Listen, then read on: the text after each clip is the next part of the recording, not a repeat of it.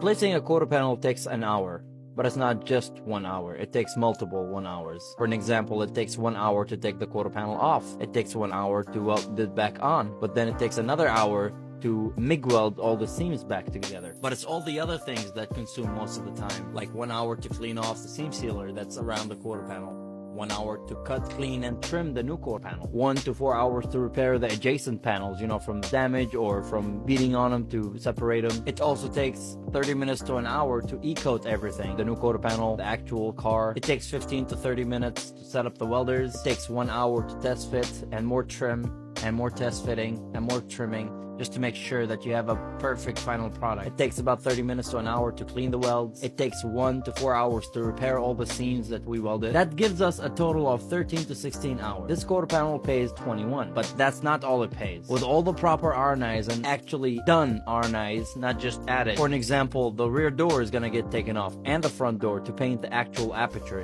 the entire aperture, along with the lift gate to paint the gusset correctly. Quarter panel jobs typically should pay at least 40 hours. This one actually pays 50. But when efficient, you can get it done in less than half the time. But it's all about adding all the RNIs that you need to do and actually get them done, like the tire, the wheel well. Everything that you take off, you need to document and charge the insurance for the rear seats, the carpet, the headliner, the roof rack, the airbag, disconnecting the battery, all of this stuff, resetting the airbag code. All of these things, when added, you can end up with a very hefty check.